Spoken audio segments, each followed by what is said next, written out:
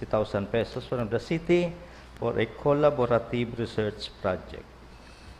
Yes, the chairman of the Committee on Appropriations, Councilor Baldemoro. Thank you.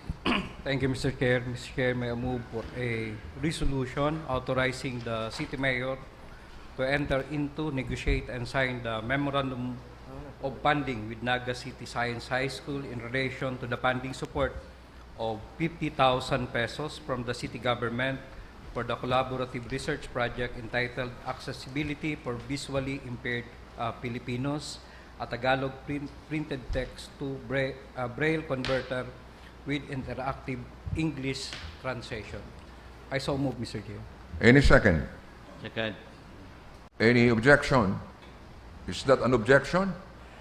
Manifestation, Mr. Chair. Okay, Councilor Mendoza. Thank you, Mr. Chair. This MOA is based on ordinance on research and development. And one provision in the proposed MOA is that the intellectual property rights would be owned by the city government and the Naga City Science High School. But according to the ordinance, the ownership of the intellectual property is retained by the proponent. So maybe whoever drafted this MOA, siguro this be rectified before we approve the same. Reaction from Councilor Baldemoro. I agree to the manifestation of the Honorable Mendoza. So we might as well as include in the resolution the provision as mandated in the ordinance.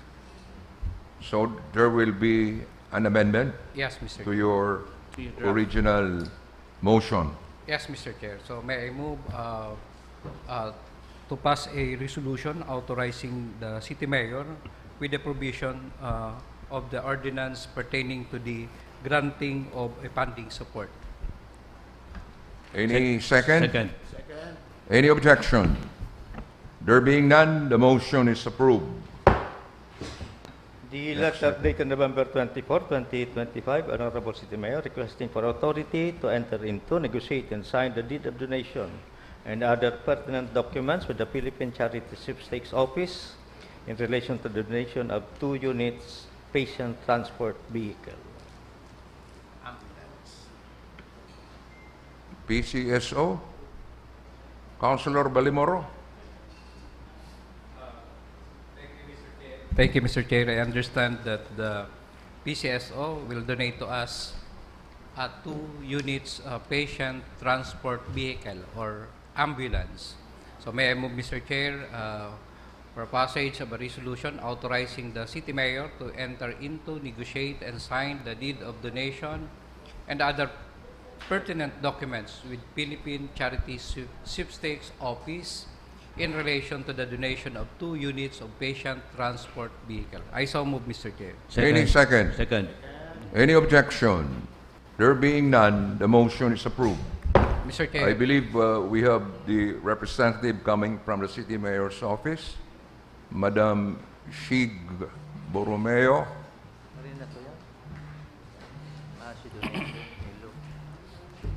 And we will go back to item number...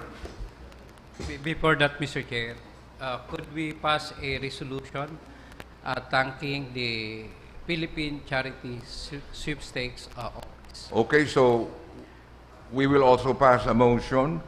May I move, Mr. Chair, for a passage of a resolution thanking the Philippine Charity Sweepstakes Office the donation of 2 units of patient transport vehicle. Any second? On joint and collective. Joint and collective. So we go back to item number 4. Item number 4 is the request of the Honorable City Mayor for authority to sign the deed of donation with Bobby Elaido Noalu and Normita Abenlu concerning 60... Yes, Councilor Mendoza. Mr. Chair, Ms. Shig is not privy to that transaction. She's calling the person who is more knowledgeable about that. Okay, so again, we will have to defer discussion of this item. Next item, please.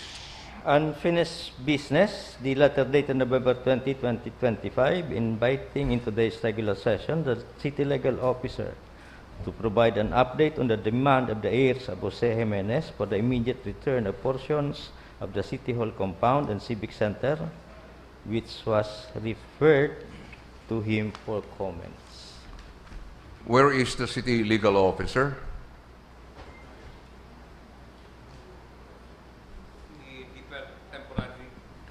Again, we will defer this, and may I request the Secretariat to invite the city legal officer here. Mr. Chair, Yes, Councilor Baldemoro. just a point of order, Mr. Chair. I understand that the Honorable Nathan Serio manifested a while ago to include in the matter of today's session a letter from the city mayor as item number 8 of the special business order. Yes, Your Honor. Was that included under SBO? Yes, Your Mr. Honor. Secretary? As item number 8 of Item the number- special business order. Item number 8. Sorry for the inadvertence, Your Honors. The letter dated November 27, 2025 of the Honorable City Mayor with a request for the passage of a resolution expressing the city's favorable disposition toward the proposed zero-cost data-driven waste-to-energy diversion pilot of pool to refresh within the Naga City sanitary landfill. Councilor Serio. Thank you, Mr. Chair. The proposal of the Pool to Refresh Corporation have been submitted to the Executive Office, and a technical team was formed by the Mayor. Said team, led by our legal officer, evaluated the proposal and is recommending favorable action on the matter. Now, this is the result of that recommendation. The Mayor is asking for us to pass a resolution which is attached to this letter. Resolution expressing the city's favorable disposition towards the proposal of Pool to Refresh for a zero-cost, data-driven waste-to-energy pilot within the Naga City sanitary landfill, and authorizing the city mayor to negotiate and finalize a contract of lease and a separate memorandum of agreement upon compliance with all the legal and regulatory requirements. This small corporation, Pool to Refresh, will lease 200 square meters of our area within the sanitary landfill site. Kindly make the necessary motion. And the proposal, before I make the motion, the proposal will lengthen the life of the sanitary landfill by about 10 years. So this is favorable to us, Mr. Chair. So I move that we pass this resolution as requested by the Mayor. So move. Reaction from Councilor Baldemoro. Mr. Chair, I understand that the proponent already presented this to the executive with some members of the Sangguniang. However, Mr. Chair, for the sake of the other members, could I request to the Honorable Serio to, instead of approving this request, be referred to a committee, or if not, to invite the proponent in the next regular session for some queries. Reaction from Councilor Serio. Mr. Chair, the proponent, the head of the small corporation is around, so perhaps we can give him time, and so we can act on this. He's here with us. Can we give him time? So the proponent is here. Here, yes. The white guy behind me. Okay, so we will suspend the rules Yes, please. and we invite the proponent to proceed to the forum. Hello, everybody. Thank you for the invitation to speak. My name is Aaron Crumley. I'm the CEO of Pull to Refresh, which is a United States company.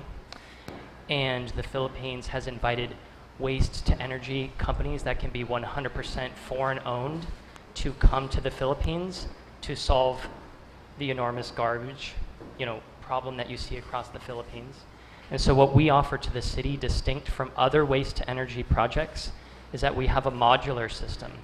This system is able to work at a smaller size than previously negotiated projects over the past decade that have failed to come together. So what we offer with this pilot is a demonstration of a small modular unit that can process several tons a day, a small fraction of what Naga City produces. And the inter-LGU cooperation allows us to demonstrate the business model to our foreign investors that can bring the capital here so that this can happen at no cost to Naga City and the neighboring LGUs. So I invite any questions about this project that has already been reviewed by the Waste Management Committee and the Environmental Committee. And we're happy to take any other meetings or any other questions to further explore. Question from the members of the council. Councilor Mendoza.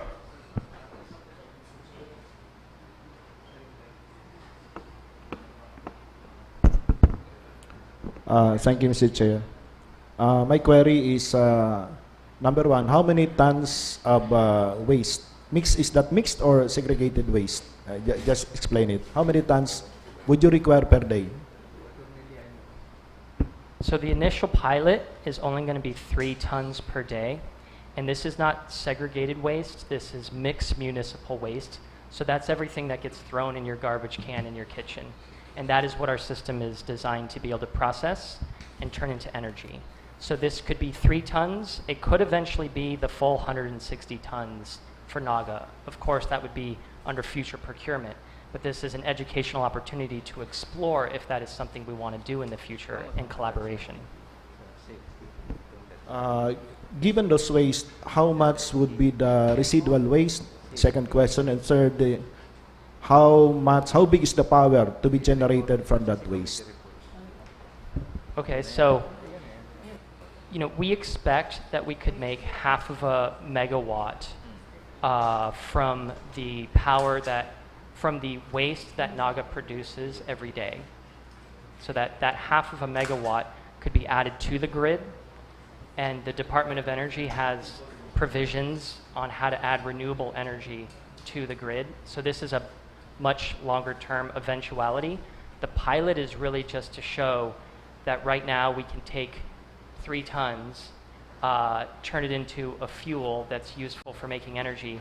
And in terms of the residuals left over, they're expected to be 5 to 10% of, after glass and metal are taken out, various gravel and little bits that cannot be used.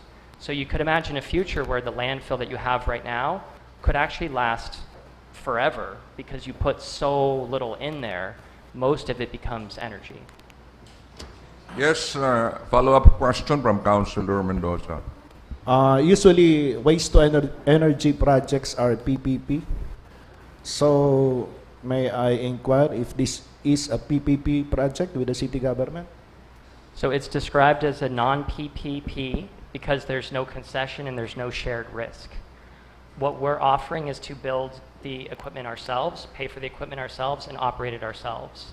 And that's why we have structured this under the RA 12009 new procurement rules as a lease. And you can think of it as the way the dialysis center here in Naga works, to simply lease from the government some land to do a private enterprise that is 100% foreign owned. And therefore, we don't need to do a PPP. Last question, Mr. Chair. Yes, please. What is the long-term plan of your entity? So the long-term plan has been discussed at your landfill with the manager and the lead engineer, Joel P. Martin. And what they have as a vision is the extra 2 hectares that's there on your landfill that's not being used could have our modular system put throughout it so that we can more than process all of Naga's garbage into energy, but also cooperate in the inter-LGU solution that helps the neighboring LGUs, and that is part of RA 9003, which it tasks every LGU to deal with their own garbage, but also to cooperate where they can.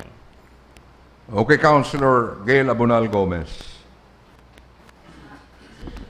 All due respect to our guest and my colleagues, as we are already very much engaged in the discussion, but I believe that we should involve the appropriate offices of the LGU pertaining to the matter.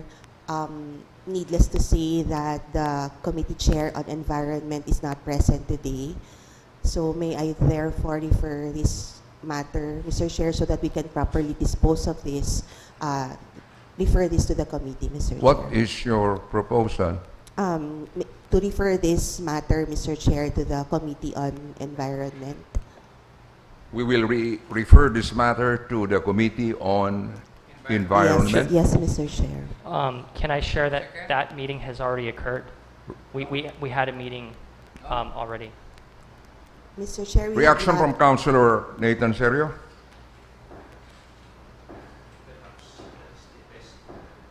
Way to go for this proposal.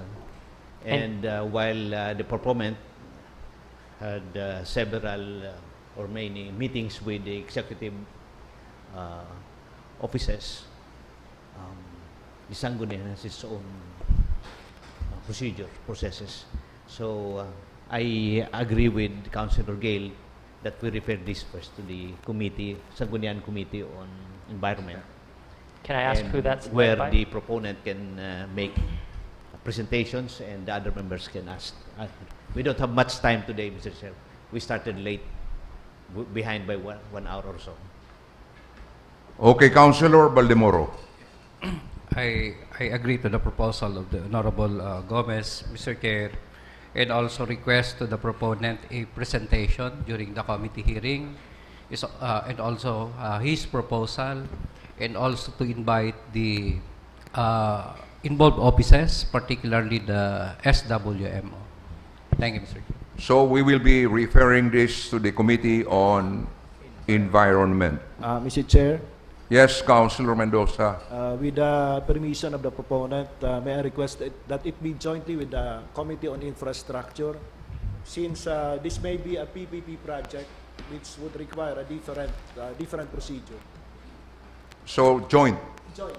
Committee on Infra and Committee on Environment.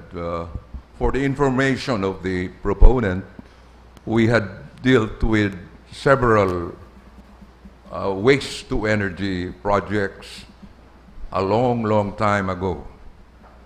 I don't know if this will work. But anyway, we will be referring this to the Committee on Environment and the Committee on Infrastructure. Thank you very much. Thank you very much. We wish to acknowledge the presence of former Councilor Rayan Cedric Rentoy, and I believe you are representing the City Mayor's office. Please, we will go back to item number 4.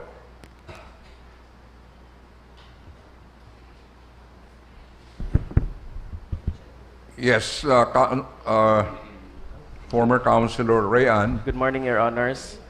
The subject or the property subject of the donation is situated or located in Barangay Sabang, containing 60 square meters, Mr. Chairman. For proper context, the reason why we are donating, during the time when families were displaced during the development in the LCC development in the area, the family donated the property to us, located in Metroville, Sabang, with one condition, Mr. Chairman, that the city government will also donate the property to the beneficiaries which were displaced during the development in the subject area. So, ini po si spouses law saro sa mga nahuri na mga matawanan ning daga with the endorsement of the HSDO head, Mr. Rolly Campillos. The documents were already perused, and then there were already validation in the site and the family. So thus the city mayor and the office of the city mayor already prepared the proposed deed of donation, Mr. Chair. Reaction, Councilor Mendoza. You were questioning the idea of the LGU donating a piece of land to a family. Yes. It is now clear to me, Mr. Chair. Siguro i-state lang naman sa MOA si circumstances surrounding this donation because offhand, we do not normally donate home lots unless may prior agreement na arrogant ng sabi ni former Councilor Rayan. So siguro ma-state lang naman sa MOA, tanganing no further questions from other parties may be raised. Will that be okay with you, former Councilor Rayan? We submit to the wisdom of this chamber, Mr. Chair. We will do. Okay, thank you. We also wish to acknowledge the presence of Attorney Lianio. You are representing the City Legal Office.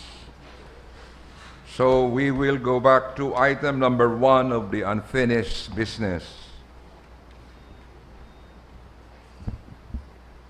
Mr. Secretary. Yes, the demand of the heirs of Jose Jimenez for immediate return of portions of City Hall compound and Civic Center. Yes, please, Attorney Liano. Yes, to the Honorable Presiding Officer and to the members of the City Council and to all our guests here in this hallowed hall, good morning. In relation po dyan, Mr. Chair, sa concern po ni Attorney, I believe letter po yan ni Attorney Carpio addressed to the SP. We already sent a reply to their letter. Actually, I have with me 3 copies and I will furnish the SP today, Your Honors. In this letter, we indicated to Attorney Carpio that we are abiding by the ruling of the Supreme Court en banc with regard to the case of heirs of Jose Mariano and Helen S. Mariano versus the City of Naga, GR number 197743, dated October 18, 2022, wherein, if I may be allowed to read the dispositive portion, Your Honor. Yes, please.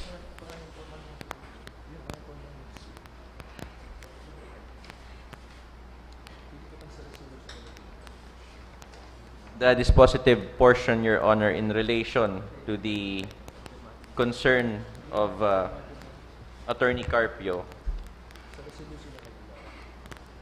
which is important to this particular matter, is, if I may read, Your Honor, considering that the physical return of the subject property on which respondent seat of government and offices of several other government agencies and instrumentalities are currently erected is no longer feasible, the second prong of the higher interest of justice threshold is likewise satisfied as the unwarranted and irremediable injury or damage of forfeiting the established structures in favor of petitioners and directing respondent to vacate the contentious land looms large on the horizon.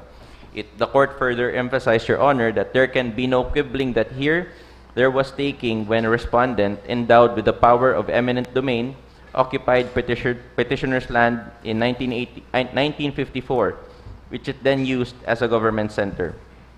In short, Your Honor, the Supreme Court recognized that the return of the properties being mentioned by Attorney Carpio in his letter is no longer feasible, Your Honor. And the only remedy available to the heirs of Jimenez, Your Honors, is just compensation, Your Honor, to seek just compensation for the properties being occupied by the city government of Naga. Reactions from the members? Yes, Councilor Mendoza. Thank you, Mr. Chair. Actually, I was the one who moved that we ask the city legal officer to make a report our only intent is to make sure that we have responded to the series of letters of Atty. Carpio. Because in the Sangguniang, we just placed it under other matters without any action. Given the explanation of the city representative of the city legal office, we will no longer deal with the substance of the reply, knowing that they have made a response would suffice. Thank you, Mr. Chair. Thank you, Councilor Mendoza. Any other comment or reaction? Thank you, Attorney Lianyo. Thank you very much. Thank you, Your Honors. At least Thank you. maraming argument. The rules are back in force. Next item, please. Move for a recess, Mr. Chair. Recess. No objection.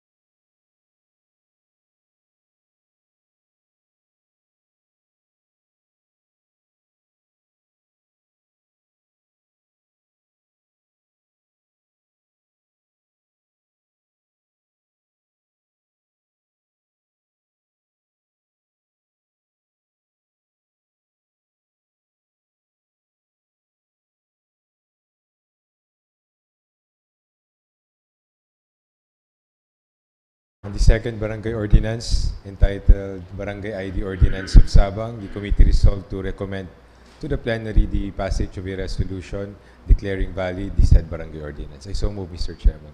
Second. Any objection? There being none, the motion is approved. The third item is a proposed ordinance authored by the Honorable Jesse Albius and Senior Citizen Councilor Simeon Jesus Adan Jr., recognizing, organizing, accrediting, and integrating the informal waste sector into the City of Naga solid waste management system, defining their rights and responsibilities, establishing support mechanism, creating a multi-stakeholder technical working group, and providing funds therefor. May I proceed to the disposition, Mr. Chair? Yes, please. The committee resolved to recommend to the plenary the approval of the proposed ordinance for its second reading. The Honorable Albius was requested to discuss the said ordinance at the plenary level. However, he is not around today, so may I just move to defer this matter and schedule the same for the next regular session. So we will be tackling that proposed ordinance during the next regular session. Yes, Mr. Chairman. Okay, thank That you. ends my report. Thank you, Councilor Oying Rosales. Next item, please. The report of the Committee on Peace and Order and Public Safety. Committee on Peace and Order, headed by Councilor Omar Buenafe.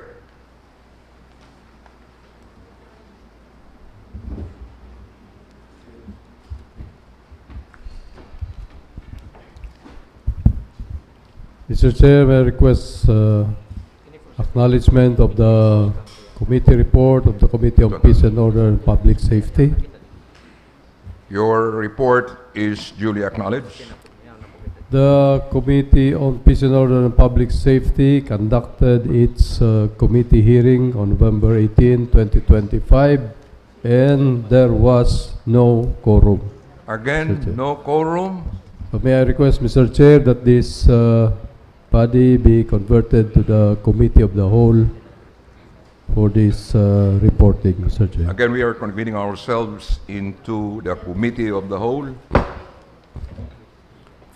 Thank you, Mr. Chair. For the first item, the proposed ordinance authored by this representation regulating the use of drones and prohibiting the flying of deployment of any unregistered and unauthorized drones in areas declared as no-fly zones for safety and security considerations. Likewise, we tackle together with this is the letter dated October 22, 2025 of Attorney Angel Ohastro, the City Legal Officer, submitting his evaluation of the proposed ordinance regulating the use of drones in the City of Naga. Likewise, the letter dated October 21, 2025 of Ms. Maria Socorro Gayanilo, City Treasurer, submitting her comments and recommendations pertaining to the proposed ordinance regulating the use of drones in the City of Naga. May I proceed to the disposition, Mr. Chair? Yes, please. After an extensive discussion on motion of Honorable Francisco Mendoza, the committee resolved to elevate the matter to the Sangguniang Panlungsod and recommend returning the proposed ordinance to its author for the incorporation of the comments and recommendations raised during the committee hearing. It was resolved further to furnish the e-governance office with a revised proposed ordinance for the necessary public posting as required under ordinance number 2023-004, otherwise known as the e-engage ordinance. However, Mr. Chair, this representation already submitted the final copy wherein the comments and recommendations from the City Legal Office and the City Treasurer's Office has been already incorporated. And the copy has been submitted also for e-engage posting and was posted on November 12, 2025. The public hearing has been made already last October 21, 2025. So with this, Mr. Chair, with the submission of this revised copy that has already complied with comments, recommendations, and postings, as well as the public hearing, I propose, Mr. Chair, that we present this on second hearing and for submission for approval on second hearing, Mr. Chair. And I so move, Mr. Chair. Any second? Any objection? There being none, the motion is approved. Thank you, Mr. Chair. For the second item, the proposed ordinance authored by Honorable David Casper Nathan A. Serio, prohibiting the modification of vehicle mufflers in the City of Naga, providing penalties, incentives for enforcement, and for other purposes. May I proceed to the disposition, Mr. Chair? Yes, please. On motion of Honorable Frank Mendoza, the committee resolved to elevate the matter to the Sangguniang Panlungsod and to recommend returning the proposed ordinance to its author for the incorporation of the comments and recommendations raised during the committee hearing, including those submitted by the City Legal Office and Honorable Wilfredo Jude Jokno. Thus resolved further to furnish the e-governance office with a revised proposed ordinance for the necessary public posting as required under Ordinance Number 2023-004, otherwise known as the e-engage ordinance. And I so move, Mr. Chair. Second. Any objection? There being none, the motion is approved. Thank you, Mr. Chair. That ends my report. Thank you, Councilor Omar Buenafe. Next item, please. The letter dated November 18, 2025 of Attorney Crismon Diaño of the City Legal Office transmitting the preliminary legal review comments on the proposed ordinance of Honorable Nathan Serio prohibiting the modification of vehicles mufflers in the City of Naga. Councilor Nathan Serio. Mr. Chair, I have a copy of that recommendations, findings and recommendations of the legal office, and that will be incorporated in the revision of the proposed ordinance. Okay, thank you. We just take note of that. Thank you, Councilor Nathan Serio. Next item, please. The report on organizational development and review. Committee on Organizational Development and Review. The report will be rendered by Councilor Gail Abunal Gomez. Mr. Chair, for the Committee on Organizational Development and Review, may I request acknowledgement of this report? Your report is duly acknowledged. The meeting was held last November 19. There was no quorum, Mr. Chair. Again, So, no quorum. May I request, Mr. Chair, that this, the plenary be converted as a committee of the whole. We are converting this council into the Committee of the Whole. The first item, Mr. Chair, is the second revision of the proposed ordinance authored by the Honorable Jesse Albius and Senior Citizen Councilor Simeon Jesus B. Adan Jr., establishing a dental clinic in the Our Lady of Lourdes Infirmary in Barangay Carolina, Naga City, to enhance access to oral health services for the residents of the upper barangays of Naga City.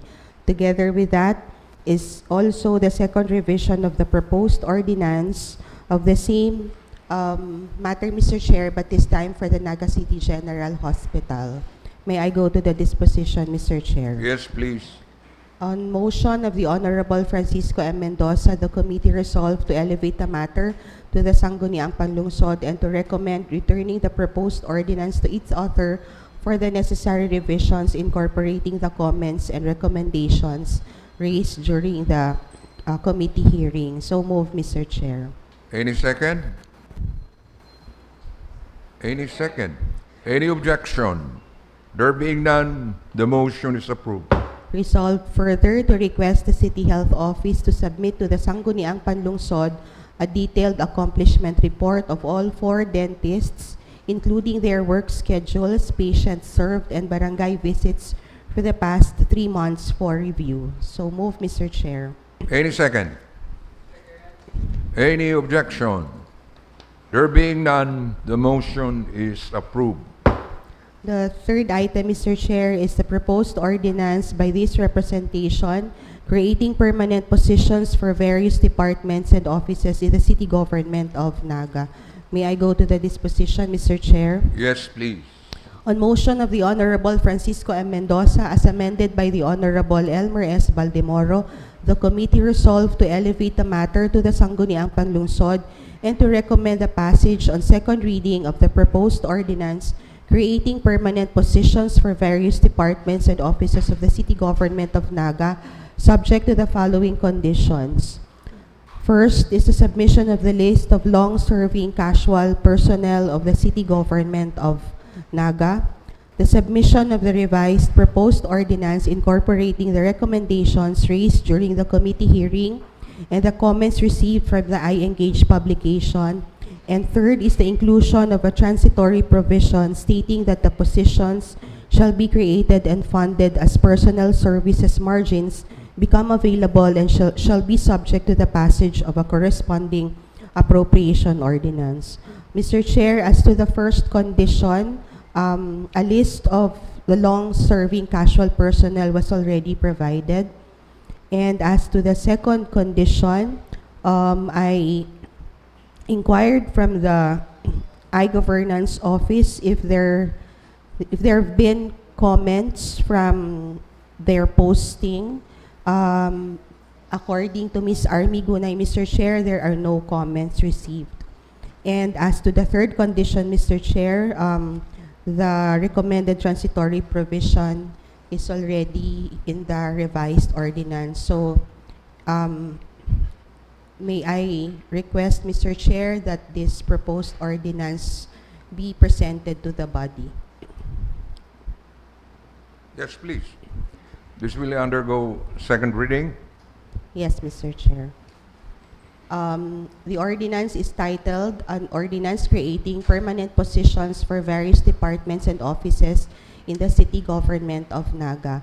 Mr. Chair, this is coming from the inaugural promise of our city mayor to accommodate the long-serving employees of the city so that they can be promoted to permanent positions. They have been in the service of the city government of Naga for 10 years. They have demonstrated valuable contributions to public service, and therefore they deserve recognition for their loyalty and dedication. In this proposed ordinance, Mr. Chair, in Section 3, all the 100 positions are stated here.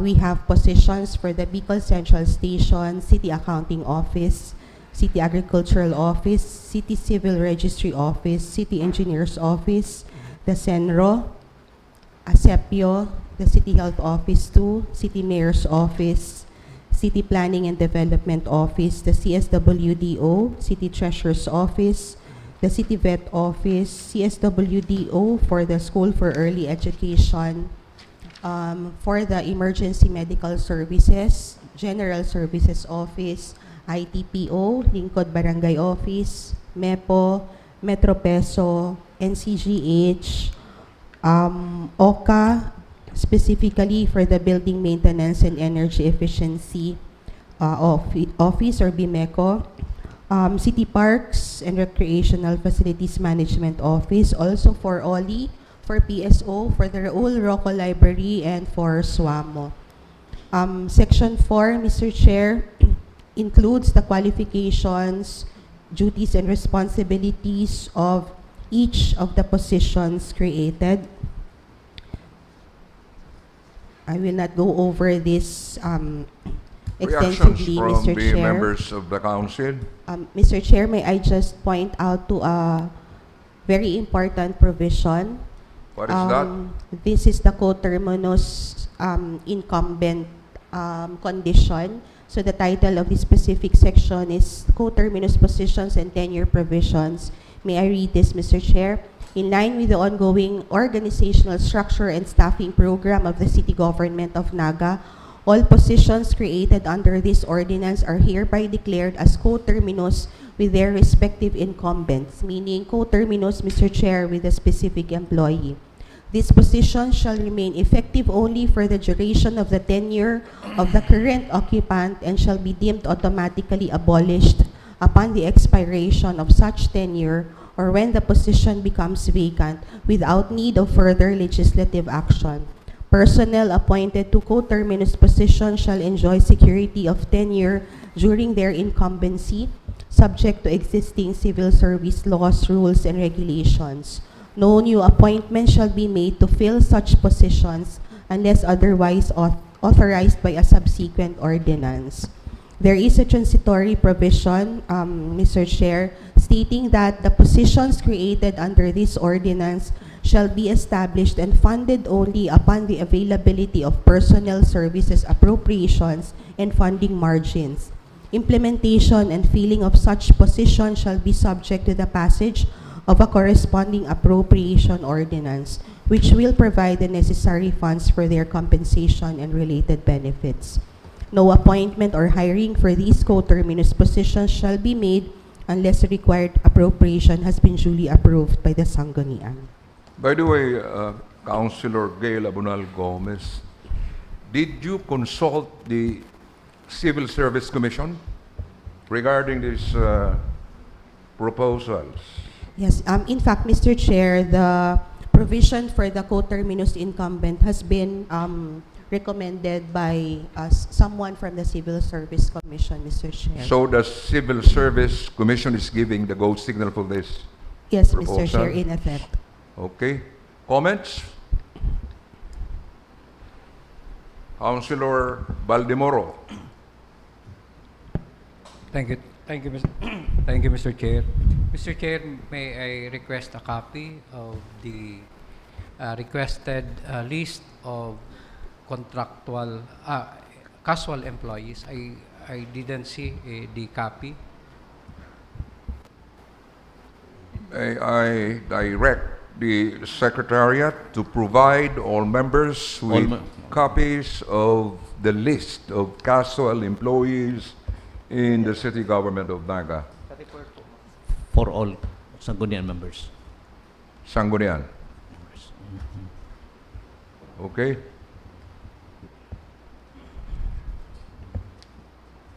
Mr. Chair, the attachment here is a certification coming from the Budget Office. But there was a notice from the HR that We the wish to copy acknowledge has the been- presence of Emmy Velasco of the City Budget Office.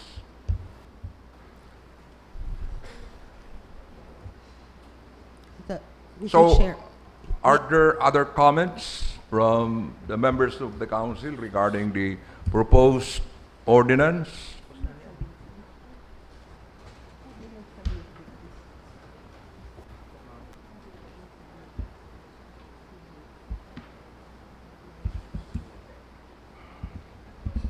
Mr. Chair, Any- I was told because this directive has been given to the HR office, I was told that the list of the specific employees, if that is the request actually of the Honorable Baldemoro, the list of employees has been submitted.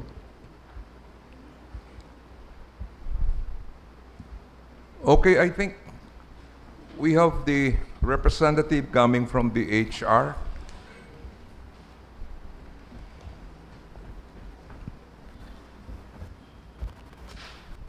Anyway, if you don't have any comment or reaction, we may as well approve this on second reading. Yes. Please move for the approval of that proposed Yes, ordinance on second reading. Yes, Councilor Ballimoro.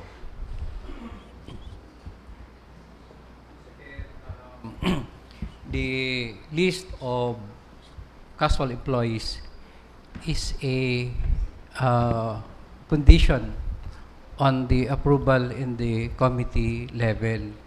So, and the HR assured us to submit, that they will submit just a list, Mr. Chair. Again, let me acknowledge the presence of the HR representative, Madam Shig. The rules are suspended.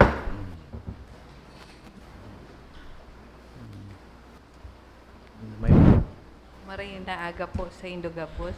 Maray na aga man sa imo. Opo. We already have the list. In fact, we have shown the list during the committee meeting.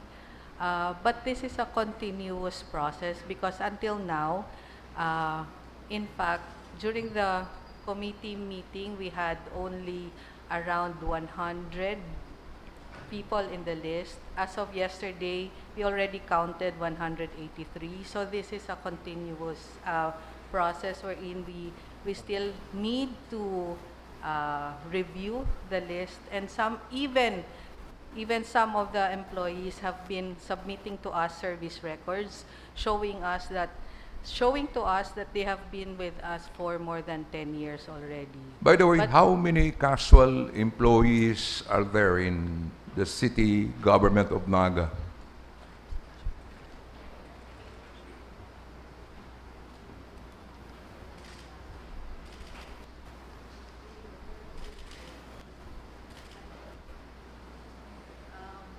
I am sorry, but I need to look at the list first. But the list of the casual employees as of yesterday is already 183 people who have 10 years and above in tenure. So based on our discussion with the mayor, the city mayor, we are dealing here with the employees who have been serving the LGU for 10 years or more. And above. Yes, Okay. Your Honor. Opo. So, day pa po kompleto. The request of Councilor Baldimoro is for the list. Yes, Councilor Baldimoro. Mr. Chair, during the committee hearing, I already requested that list, and kabali siya sa naging condition on the approval of this resolution, of this ordinance. I understand, Mr. Chair, na may hinahabol ining timeline. Why a simple list? Di may tao sa sanggunian. Yes, Madam Sheikh, can you answer Opo. the question of Councilor Baldimoro Sir. on why you cannot give the list ASAP? Pwede po, sir, we can have the list printed now and give to everyone. The list that we had yesterday. The one So with you have completed the final the- listing. The 183. 100. So far, we have 183 casual employees identified, but the positions to be created are 100. So Oh, not enough yet. But since it will be done in batches, kaya we are still looking anyway, at, Councilor Elmer continuing Baldimoro process. here is requesting for the list. Opo. So, is it okay po that we print the list now, the one that we have with 183 names, and then distribute to the body? Councilor Baldimoro. Yes, Mr. Chair, with regards to the whoever to be appointed, is not connected with the requested list. I am just asking for the list of casual employees having 10 years of service. Yun lang. Okay, so that's clear enough. Submit- That Councilor Elmer Baldemoro is requesting for the list of employees who have rendered service for more than 10 years. Mr. Chair. 10 years or more. Mr. Chair. Mr. Chair. Mr. Chair, the Yes, list Councilor will be Gay. provided now. We can actually provide the list now because, in fact, Mr. Chair, several pre-work sessions has been conducted already for this.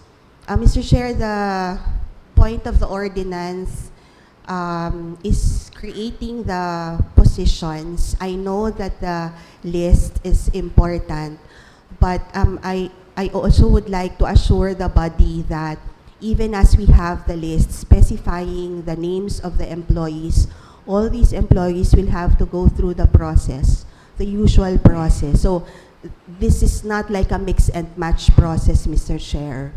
So even if we don't have the list right now, we have the number of personnel that needs to be appointed to a permanent position because, Mr. Chair, in fact, there's another proposed ordinance which is the mother policy of this present ordinance being discussed. If I may, Mr. Chair, discuss item number 4 first so that we can be grounded on where this present proposed ordinance is coming from. Yes, Councilor Mendoza. Thank you, Mr. Chair. We are approving this ordinance on its own merits, not on the basis of a list. So I believe, Mr. Chair, we can proceed with deliberation on the ordinance, and if there is no objection, be already approved by this honorable body, with or without the list. Yeah, I think the representative coming from the HR has given us the assurance that we have the list. They can print. Okay, so... Yes, Councilor Baldemoro. Mr. Chair, the proponent already discussed the provision of the ordinance. Yun naman lang itong hinahagad. Yeah, precisely. Oo. And the HR head... Are you the head of the HR? No. The HR representative has given us the assurance that she has the list. So just get the list from her. And then No, Mr. Chair. we will approve this on second reading. No, Mr. Chair, it must be submitted to the Sangguniang. Mr. Chair, may I propose that we temporarily defer this matter and proceed to the other item? And upon submission of the list, we could proceed and Can you make a formal motion? Ma'am, if the proponent is amenable, Mr. Chair, could we temporarily defer discussion on this matter and wait to the submission for the requested listing? I so move, Mr. Chair. Any second? Any objection? There being none, the motion is approved. By the way, let me acknowledge the presence of the head of the Public Safety Office, Mr. Rene Gumba. Mr. Chair, may I proceed with the Yes, please. committee report? The fourth item, Mr. Chair, is the proposed ordinance authored again by this representation establishing a regularization mechanism and framework for long-serving casual personnel of the city government of Naga. May I go to the disposition, Yes, Mr. Chair? please. On motion of the Honorable Francisco M. Mendoza, the committee resolved to elevate the matter to the Sangguniang Panlungsod and to recommend the passage on second reading of the proposed ordinance establishing a regularization mechanism and framework for long-serving casual personnel of the city government of Naga, subject to the submission of the revised proposed ordinance incorporating the comments and recommendations raised during the committee hearing as well as those arising from the iEngage publication. Mr. Chair, again, upon checking with the iGovernance Office under Ms. Army Gunay, there are no comments made upon publication, and the necessary revisions have also been made. So may I be allowed, Mr. Chair, to walk you through this proposed ordinance. Yes, please. These proposed ordinance, Mr. Chair, as I mentioned earlier, is the mother ordinance of the previous ordinance discussed, based again on the inaugural promise of our city mayor that the long-serving casual personnel of the city, specifically those serving for at least 10 years, be regularized already. So for section, may I go to the fourth section, Mr. Chair, so that we know the parameters. The parameters, Mr. Chair, are, or the coverage, are A, they have rendered continuous service for 10 years or more. They have performed essential and recurring functions aligned with existing or proposed plantilla positions. They have no pending administrative or criminal cases and no derogatory records, and they meet the minimum qualification standards prescribed for the position and shall either possess or be otherwise qualified for the appropriate civil service commission eligibility, whether standard or special, as required by applicable laws and regulations, to ensure that all appointments made herein are legally defensible. Section 5, Mr. Chair, says that plantilla position should be identified. For this, Mr. Chair, the HRMO, in coordination with the City Budget Office, shall identify current and prepare proposals for new plantilla positions based from the recommendations of respective department heads. These shall be submitted to the City Mayor, then transmitted to the Sangguniang Panlungsod for approval through an ordinance. Section 6, Mr. Chair, discusses the regularization and appointment procedure. So upon approval of the plantilla positions, the City Mayor shall cause the posting of all newly created plantilla positions for a period of at least 15 days to ensure the transparency and compliance with the prime HRM requirement. The HRMO shall validate the eligibility of personnel and ensure compliance with all the requirements, and shall give priority to those who have obtained at least a very satisfactory performance rating for the last 2 rating periods. This will ensure, Mr. Chair, that appointments will be based on merit and competence. Appointments shall be made transparently and in a timely manner to uphold the meritocracy and fairness. All approved appointments shall be promptly submitted to the Civil Service Commission as prescribed, Mr. Chair. For the implementation and monitoring, the HRMO shall be the lead office for this, Mr. Chair. Submitting regular progress reports to the Office of the City Mayor. Reactions from the members of the council. Councilor Mendoza.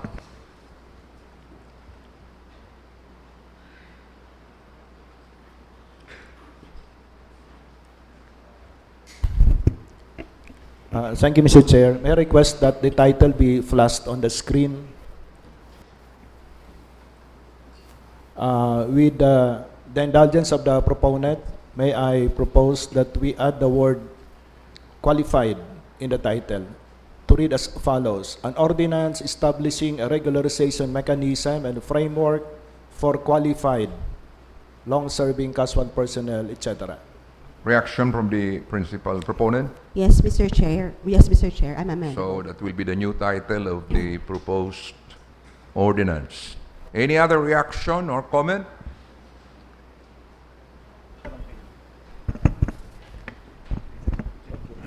So we are ready to approve that proposed ordinance in second reading. So, Mr. Chair, may I move that we approve this proposed ordinance on second reading? So moved, Mr. Chair. Any objection? There being none, the motion is approved. Mr. Chair, if there are, because the comment is minor and it can be readily revised, may I also, Mr. Chair, move that we approve this proposed ordinance on third reading. So move, Mr. Chair. No objection? Yes, Councilor Balimoro. On the procedure, Mr. Chair, we will approve this on third reading on the nominal voting by the Committee on Rules. So basically, we will approve this matter today, pero not not on the manifestation of the chair. Okay. So, So- later on, all the approved resolution and ordinances will be transferred to nominal voting, and that's the time we approve this on third reading. Okay, thank Mr. you. Chair. Councilor Baldemoro. Mr. Chair, Yes, Councilor Gail Abunal. I've been in the Sangguniang since my last term. There are actually ordinances that we approve on the second reading, and with very minor revisions are also approved on the third reading, Mr. Chair.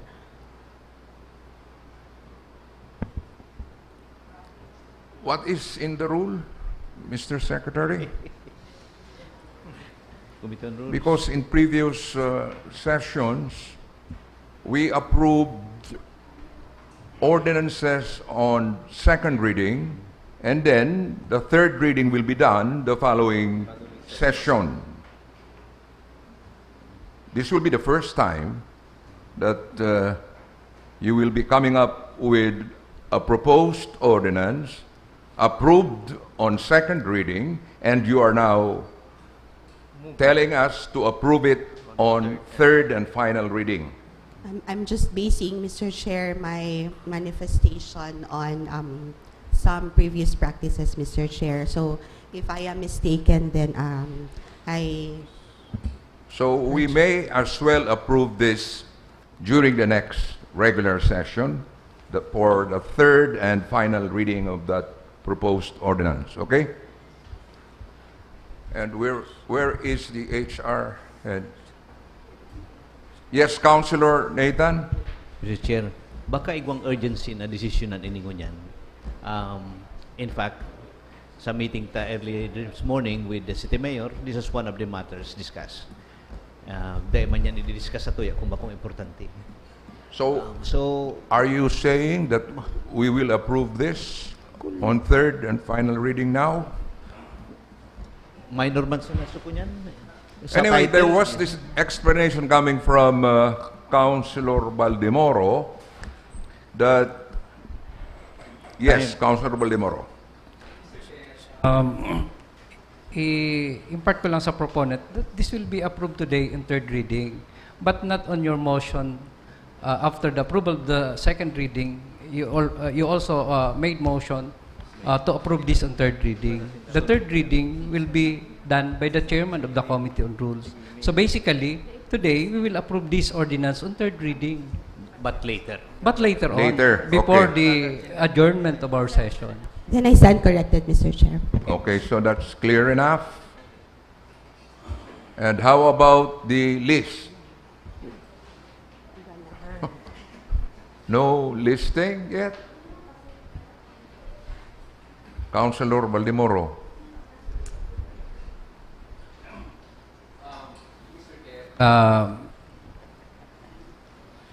There is already a list, Mr. Chair.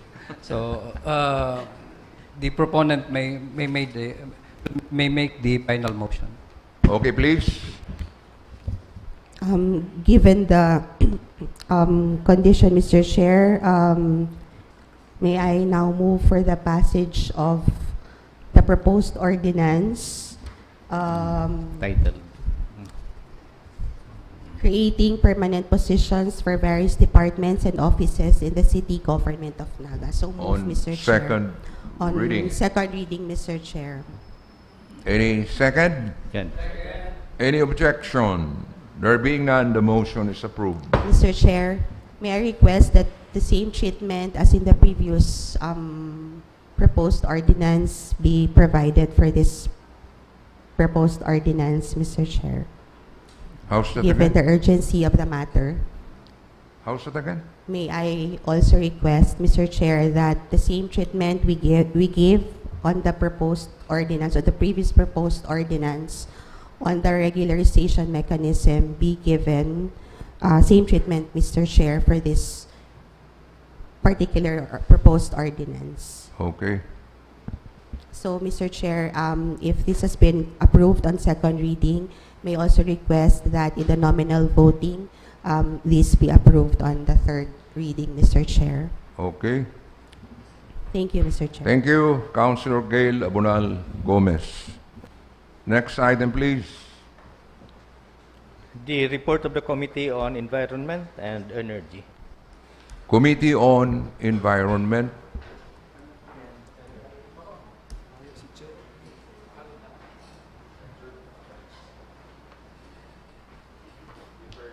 Ano to? Environment and Energy report, Your Honor. Mr. Chair, Yes, Councilor Baldemoro. may, in the absence of the committee chair of the Committee on Environment and Energy, may I move that this matter be rescheduled in the next regular session. Any second? Any objection? There being none, the motion is approved. The undated letter of Adolfo June Insila Jr., licensed environmental planner, submitting his comments and recommendation of proposed ordinance on proper handling and disposal of used oil and grease trap of all establishments in the city. Again, Councilor Baldemoro. Again, Mr. Chair, in the absence of the proponent, may I move that item 8 and 9 8 and 9. be calendared in the next regular session. Any second? Any objection? There being none, the motion is approved.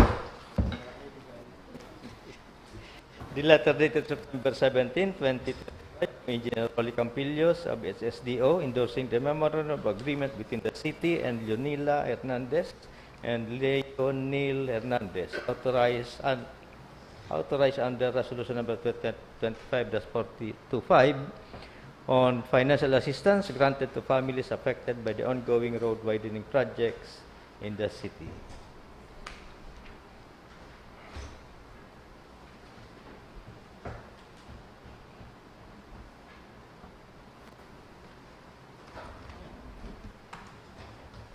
Any reaction?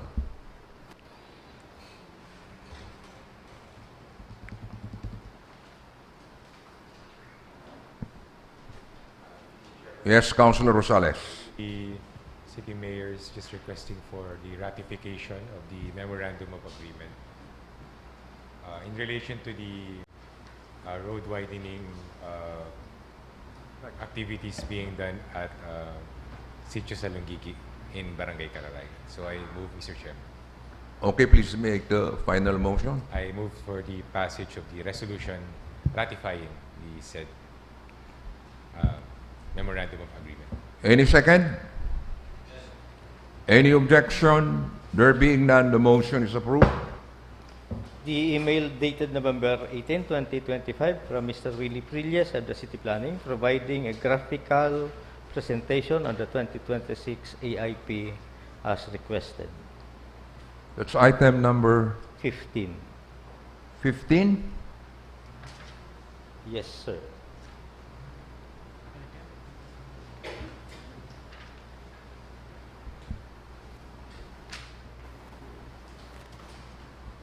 So we are now on item number 15. Mr. Secretary? We are on item number 15, Your Honor. So that's the email dated November 18, 2025. Yes, sir. Mr. Chairman, this is just in response to the request of some members of the council to submit a graphical presentation of the annual investment plan. However, since we have already approved the same in the previous sessions, we can just take note of the submission, Mr. Chair. How's that again? We'll just take note of the submission of the... Okay, so we will just take note of this particular item. The letter dated November 18, 2025, Attorney Chris Monliano of the City Legal Office transmitting legal comments on the proposed ordinance of Honorable Francisco M. Mendoza entitled Patas Presyo para sa Paraumang na Ganyan.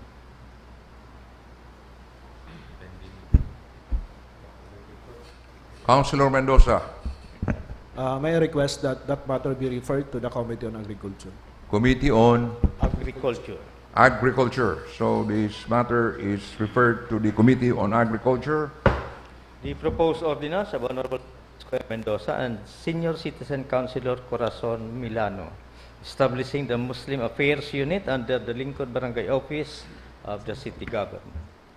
Councilor Mendoza. Thank you, Mr. Chair. This ordinance was originally reported by the Committee on Organizational Development for second reading, but I requested that it be reset, the presentation be reset to this session. So this ordinance, Mr. Chair, refers to the establishment of the Muslim Affairs Unit under the Lingkod Barangay Office. And this is intended to handle concerns of the Muslim community in Naga City. Under the Declaration of Policy, it states that the city government seeks to ensure the rights and well-being of its Muslim Filipino constituents with due regard to their belief, customs, traditions, and institutions. The formal creation is provided under Section 3. There is hereby established the Muslim Affairs Unit, hereinafter referred to as the MAU. The MAU is created as a distinct unit under the Lingkod Barangay Office of the City Government of Naga. The head of LBO shall ensure that the programs, projects, and activities of MAU are responsive to the needs of the Muslim community and are conducted economically, efficiently, and in alignment with the city's vision and development directions. And the succeeding section enumerates the powers and functions of the said office. Essentially, it's planning and budgeting, number one, wherein all departments should actually be doing. And then we have program coordination and implementation. This would refer to the execution of the identified PPAs and the plans of the MAU. Third is assistance in the redress. MAU will act as a frontline service and referral unit through which Muslim residents can seek government assistance and redress of grievances. Fourth function, cultural preservation and promotion. MAU will lead in the promotion and preservation of Muslim culture, tradition, and institution. Next function is information and database management. It will establish and maintain a comprehensive and updated database of the Muslim population subject to the Data Privacy Act. Next is peace and order coordination. That office will coordinate with the Naga City PNP, Peace and Order Council, and other entities relating to the promotion of peace, security, and conflict resolution within that community. Next is support for education. MAU will coordinate with the DepEd, Naga City Schools Division, and the ESO on matters concerning the implementation of the Arabic language and Islamic values education. And lastly, interagency linkage. MAU will establish and maintain a functional linkage with the National Commission on Muslim Filipinos, particularly its South Luzon Regional Office. The next section identifies the positions to be created, namely Community Affairs Officer 1, Community Affairs Assistant 2, and then Assistant 1 and Administrative Aid. The succeeding section details the qualification, duties, and functions of each personnel. Of note is that, pabalik lang. Of note is that one requirement for the applicants, they should have a deep and thorough understanding of Islamic principles, culture, traditions, and institution. To ensure that programs and projects of the MAU are culturally sensitive and appropriate. That applies to the other senior positions. Next section. Sige pa. Appropriation, subject to the mandated planning and budgeting processes. Kung baka masunod siya sa budgeting process kan city, such sums as may be necessary for the operation of the MAU shall be included in the annual budget of the city government. Now, there is an important provision here that the creation of positions and appropriation for personal services herein shall be subject to the PS ceiling as provided under Section 325 of the Local Government Code and other applicable budgeting, accounting, and auditing. And this is the material praise. For this purpose, the creation of the position enumerated under Section 5 hereof may be done in phases to comply with the above limitation of the Local Government Code. Kung baga ba ko isang pagsak, depende sa availability kang PS ceiling. Next.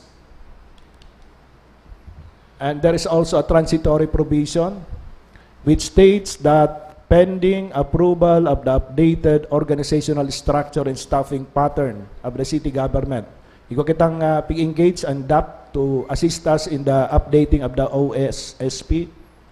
The implementation of the staffing component of the Muslim Affairs Unit may be held in abeyance. In the interim, the Lingkod Barangay Office, through a designated Muslim Affairs focal person or desk, shall carry out the initial functions of the MAU. So all these positions would be subject to the process and also to the availability of the PS ceiling. In the meantime, the city mayor may appoint or designate personnel from other offices to man the said unit. So that's all, Mr. Chair. Reaction? Yes, Councilor Nathan Serio. Thank you, Mr. Chair. I am for this creation of this Muslim Affairs Unit. Pero gusto ko lang pong masabutan, tayo babagang makreate kita ng mga positions, siguro, dahil manggaro, hindi ko aram kung bawal na sabihon sa ordinansa. Ang mga kaserbi sa mga Muslim, dapat Musliman. Tayo nakakaintindi ka sa indang kultura, tradisyon.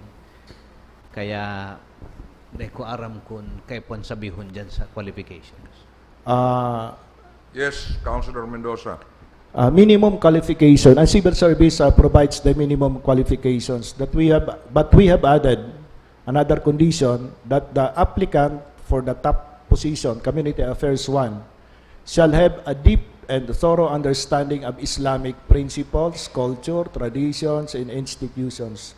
Dahil sinabing kay Paun Muslim, sa pag-hire kaya, dapat mayong pinapaboran na religion. So, yan lang ang Yes, Councilor Nathan. Okay na sa kuya. Thank you. Any other comment or reaction? So, are we ready to approve this on second reading? Mr. Chair, so I move that we approve this proposed ordinance on second reading. Second. Any objection? There being none, the motion is approved. Next item, please. The letter dated November 17, 2025 of Ms. Ma Cueto, Public School District Advisor, submitting the completed research of the 2025 Special Education Fund grantees for 2025 in relation to the request for the research grant of 15,000 each action research. Councilor Elmer Baldemoro, the chairman of the Committee on Appropriations. Thank you, Mr. Chair.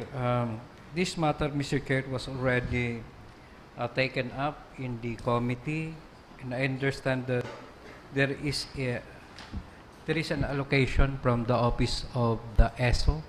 So may we refer this matter to the Committee on Education. to the office of the ESO. Kindly make the motion. May I move, Mr. Chair, to refer this matter to the ESO. Any second? Second. Any objection? There being none, the motion is approved. The letter dated November 18, 2025 of Attorney Raisa Rodriguez of the City Legal Office containing her legal opinion on the request of Cosareco 2 for refund of business and franchise tax and waiver of interest and surcharges assessed therefrom. Reaction? Yes, Councilor Nathan Serio. That should be referred to the Committee on Ways and Means. Okay, so kindly make the motion.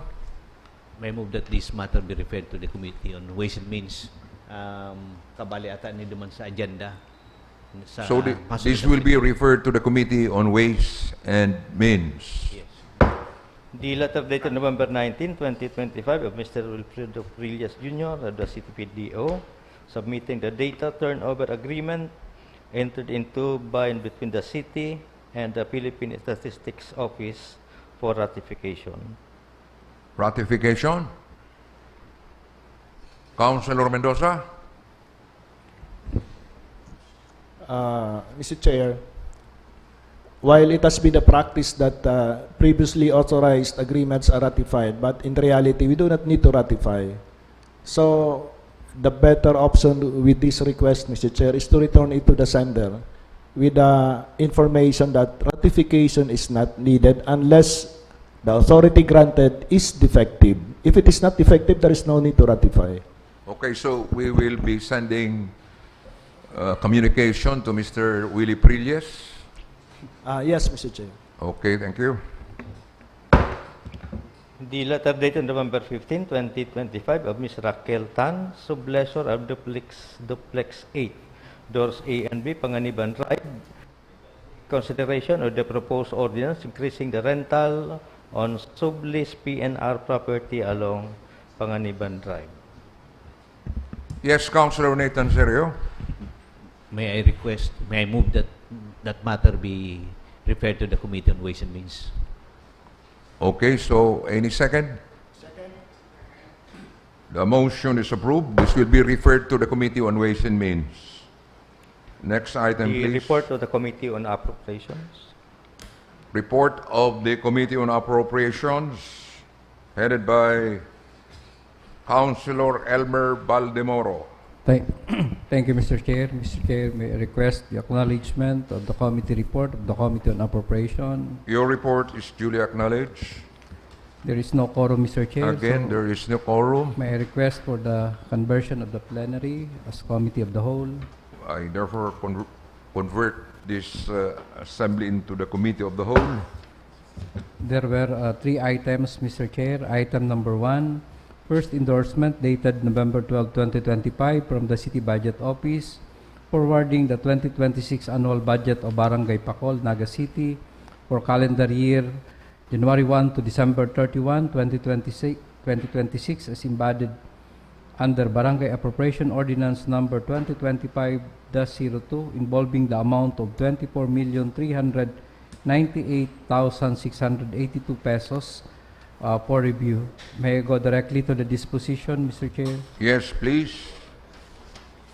On motion of the Honorable Hilda Gail Abunal Gomez, duly seconded by Mr. Santo Domingo, the committee resolved to recommend to the Sangguniang Panlungsod the passage of a resolution declaring the 2026 annual budget of Barangay Pacol, Naga City for the calendar year January 1 to December 31, 2026 as embodied under Barangay Appropriation Ordinance number 2025-02 involving the amount of 24,398,682 pesos as effective and operative in its entirety.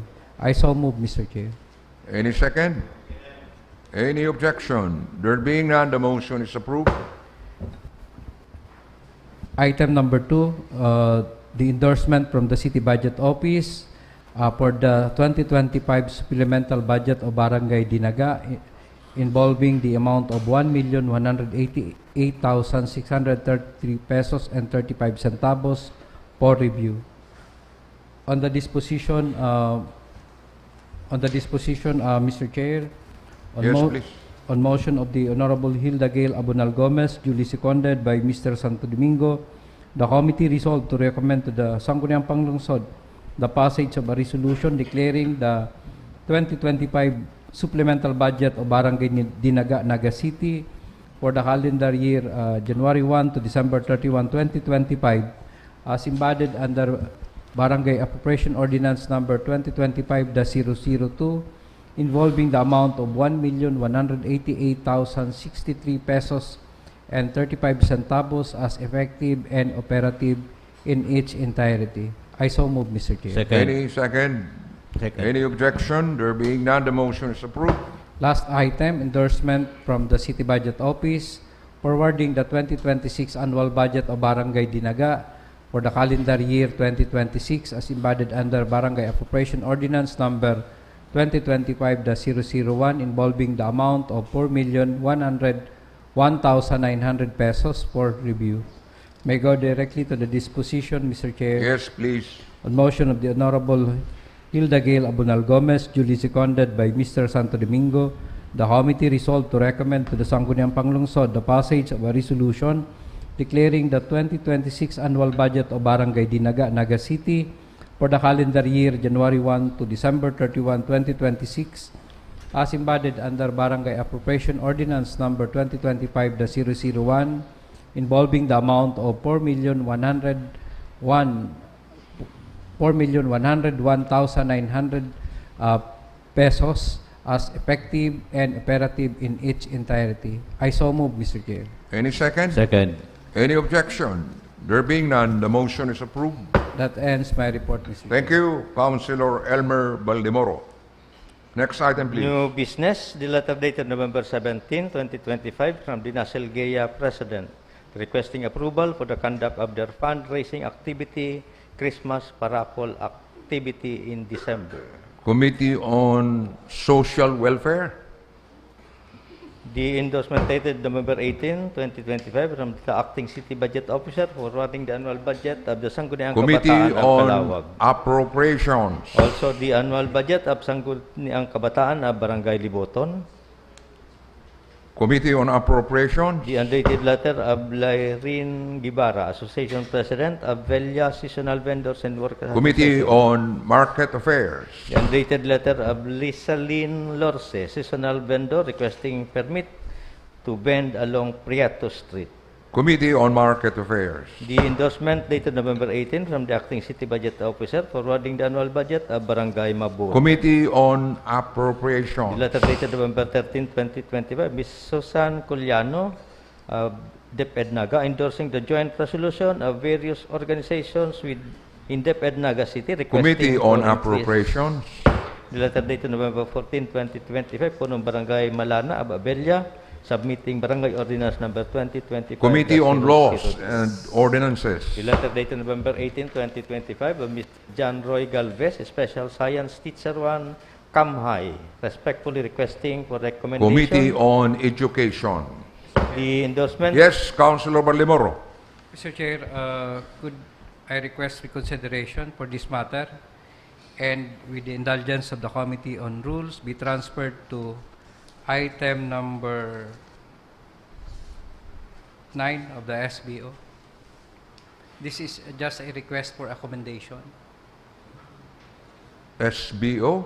Yes, Mr. Chair. Committee on Rules. Any reaction?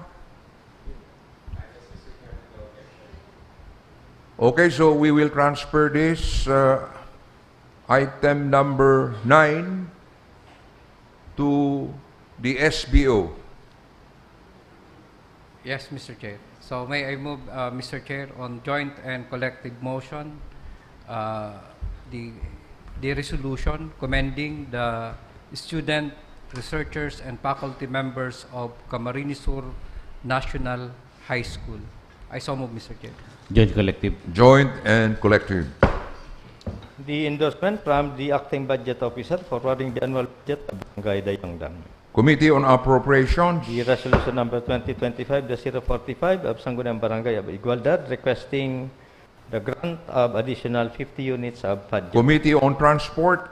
The resolution number 2025-045 of Barangay Igualdad requesting assistance for fabrication and installation of roofing of the recreational Committee area. on Appropriations. The proposed ordinance of Honorable Vito C. Borja II establishing the Naga City Comprehensive STI, HIV, and AIDS Prevention Committee on Treatment. Health. The letter dated November 20, 2025, Dr. Magno Conag, Junior President, City College of Naga, informing of the outcome of the National Midwifery Licensure Exam held on November 8. Committee 9, on 2020. Education. The letter dated November 13, 2025, Marilyn Balares, Dean College Criminal Justice Education, Naga College Foundation, seeking support. Yes, sir. Committee on Education. Yes, Councilor Baldemoro. Again, Mr. Chair, may I request reconsideration with the indulgence of the Committee on Rules and also to the Committee on Education. This matter be transferred as item number 10 of the SBO. Which one, sir? The Committee on Rules. Okay, so this will be transferred to the SBO. Thank you, Mr. Chair. Maybe, Mr. Chair, due to the limited time, there is a need for the endorsement from the city government of Naga to endorse the request of the Naga College Foundation for the criminology licensure examination to be held on February 4, 5, and 6, to consider that Naga City is one of the testing center.